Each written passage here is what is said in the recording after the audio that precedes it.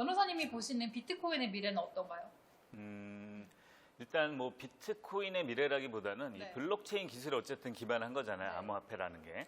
일단 저는 블록체인 기술 자체는 어떤 식으로든 쓰일 것 같아요. 쓰일 수밖에 없고 사회적으로 광범위하게 퍼져나갈 것 같아요. 그러니까 우리나라 옛날부터 현대까지의 이제 경제 변천사를 좀 살펴보면 네.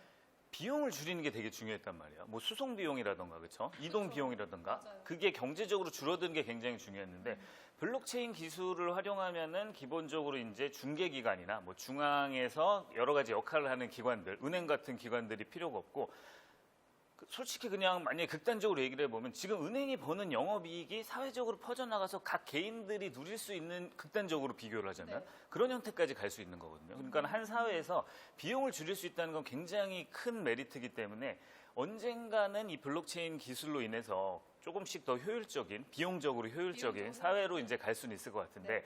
과연 그런 구체적인 모델들이 어떻게 형성될지는 이제 제가 뭐 기술자는 아니니까 네, 그렇죠? 그렇죠. 그런 부분 하여튼 저는 그렇게는 믿고 있습니다. 일단은 비용을 줄인다는 동기는 인류사에 있어서 굉장히 강력한 동기고 법률이 제정됨에 있어서도 비용을 줄이는 쪽으로 법 정비가 된다는 거는 엄청나게 강력한 방향성이었어요. 그렇기 때문에 저는 이 방향성이 틀어질 거라고 보진 않는데 다만 갈것 같아요, 그렇죠. 생각에. 시간 빠르고 느리고의 차이일 뿐이지. 저는 그렇게 생각하고 있습니다. 비용을 줄이는. 네네.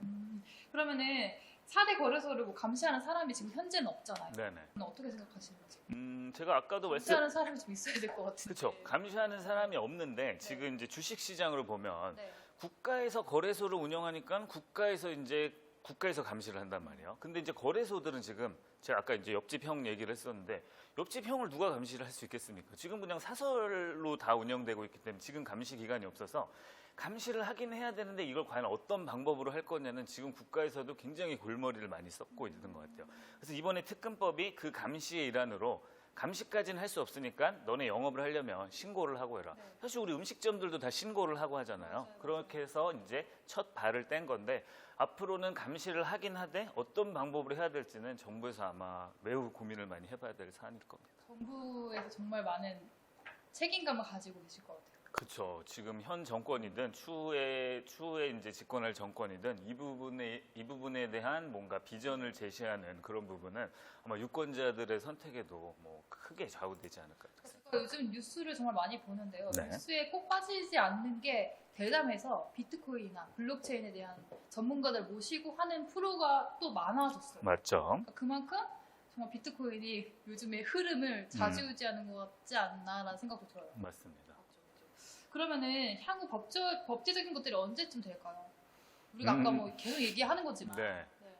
글쎄요. 그거는 사실은 뭐 모르겠습니다. 사실 이건 솔직히 저도 모르겠어요. 예. 맞아. 방향성으로 봤을 때는 돼야 되는 건 맞고 정부에서도 그렇게 움직이고는 있는데 근데 아무리 좋은 규제라도 이 규제가 너무 성급하게 도입됐을 때 분명히 피해를 보는 사람들은 생기거든요. 그럼 정부는 그 사람들도 국민이니까 신경을 안 쓸 수는 없는 거고요. 그리고 잠재적으로 이 규제로 인해서 보호될 수 있는 사람들은 잠재적인 보호이기 때문에 내가 이 규제로 인해서 보호받았다는 생각을 못 해요.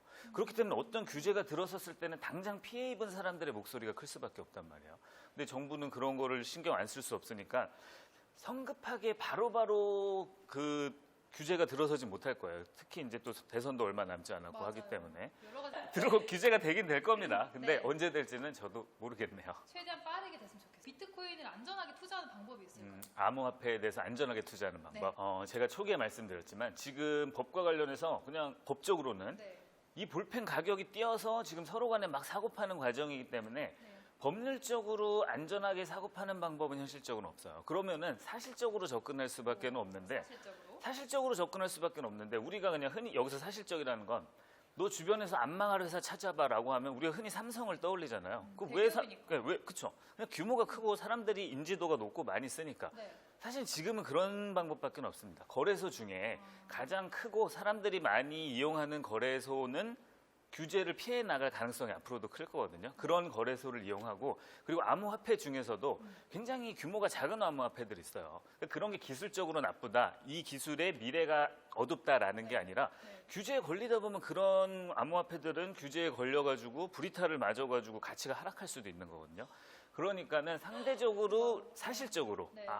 주위에 많이 알려져 있고 인지도가 높은 그런 암호화폐에 투자하는 수밖에는 지금으로서는 방법이 없습니다. 주위에 많이 알려져 있고 인지도가 높은 암호화폐를 투자하는 게 지금 현재로서는 안전한 방법이다. 네, 그런 사실적인 면을 고려하실 수밖에 네. 없어요, 지금은. 그렇구나. 그럼 마지막 질문 드릴까요? 네. 암호화폐 시장에서 가장 핫하게 떠오르고 있는 메타버스가 있죠. 네네네. 그 메타버스란 무엇인가요? 메타버스는 그냥 간단하게 표현을 하면 사실 뭐 제가 기술적으로 거기에 대해서 뭐 깊이 알고 있는 건 아니고 저는 법률 전문가니까 네네. 기본적으로 상식선에서 말씀드리면 가상현실을 그냥 메타버스라고 하는데 가상현실을. 뭐 흔히 좀 알기 쉽게 얘기하면 우리가 온라인 게임 같은 거 많이 하잖아요. 온라인 게임 같은 거 하면 나를 대신하는 내 아바타가 되는 캐릭터를 계속 키워서 얘가 무슨 뭐 나무도 베고 그렇죠? 뭐 광석도 캐고 그렇죠? 뭐 사람이랑 싸우기도 하고 네, 네. 이렇게 그 안에서 나름 사회생활을 한단 말이에요. 네. 그게 이제 메타버스인데 그런 가상현실이. 근데 이제 이게 블록체인 기술이랑 결합을 하게 되면 우리가 흔히 게임했을 때는 게임 안에 돌아다니는 돈이 밖으로 못 나오잖아요. 내가 게임머니 줄게 너 나한테 빵 줘라고 하면 누가 주겠습니까? 근데 이제 메타버스가 블록체인 기술과 결합이 되면 그런 것들이 가능해진다는 거예요. 그래서 가상현실 안에서 우리가 활동하는 것들이 실제로 현실에서도 가치를 가질 수 있게 된다는 점에서 메타버스가 이제 굉장히 중요한 거거든요. 메타버스 안에서 가상현실 안에서 우리가 했던 경제 행위나 그 안에서 주고받았던 화폐들이 그 안에서 비트코인이 오고 갈 수 있는 거거든요. 그렇죠, 맞아요. 그러면 그 안에서 서로 간에 비트코인을 주고받아서 그 안에서 경제적 이득을 보면 이 경제적 이득을 현실 세계로 그대로 가져올 수 있다는 거예요. 그렇게 되면 이 안은 굳이 야 저건 그냥 게임이니까 그냥 게임 페인들만 하는 거 이렇게 치부해버릴 상황이 아니라는 아니죠. 거죠. 그렇죠. 그렇게 되기 때문에 이제 메타버스가 주목을 받고 있는 거고 사실 메타버스라는 개념은 전부터 있었던 개념인데 네. 블록체인 기술과 결합하면서 이제 크게 주목을 받고 있는 거잖아요. 근데 이제 이렇게 되면 이렇게 명이 있으면 암도 있을 수밖에 없는데 그렇게 되면 그 안에서 옛날에는 누가 저한테 사기를 쳐서 그 게임 안에서 제 네. 가치 있는 볼펜을 가상 누가 안에서. 뺏어갔으면 옛날에는 아이씨 그래 내가 운이 없었다 하고 마는데 이제는 이게 비트코인이나 암호화폐로 환산이 되면 이게 범죄로 의유를 할 수 있을지 여부에 대해서도 또 판단을 해봐야 된단 말이에요. 그래서 그러네. 메타버스가 들어오면 아마 법률가들은 할 일이 굉장히 많을 겁니다. 뭐 그런 일이 생기진 않겠지만 가령 예를 들어서 뭐 그런 메타버스가 구현될지 모르겠지만 네. 아바타들끼리 성범죄가 있었어요. 강제 추행을 했어요. 지나가다가 다 남자 캐릭터가 여자 아바타의 엉덩이를 치고 지나갔어. 어머. 이거를 성범죄로 볼 거냐 안 볼 거냐. 이런 문제들은 앞으로 법적인 관점에서 풀어야 될 것들이 진짜 많을 것 같아요. 법적으로 풀어야 될 게 너무 많은데요. 그렇죠. 메타버스가 들어오면 법률가들은 아마 할 일이 진짜 많고 법원도 검찰도 수사기관도 할 일이 아마 진짜 많으실 겁니다. 그러면은 기존의 메타버스가 또 있었잖아요. 네네. 기존의 메타버스와 달리 요즘 블록체인의 메타버스는 어떤 차이점이 있어요? 제일 큰 차이점은 메타버스 안에서 우리가 했던 여러 가지 사회활동, 네. 경제활동에 했던 것들이 블록체인 기술과 결합이 되면은 이거는 내가 했다는 기록이 반드시 남을 거고요. 네. 그리고 제일 중요한 건 그걸 것 같아요, 사회적으로. 이 안에서 내가 벌어들인 암호화폐를 그대로 현실에 갖고 나와서 현실에도 사용할 수 있는 거죠.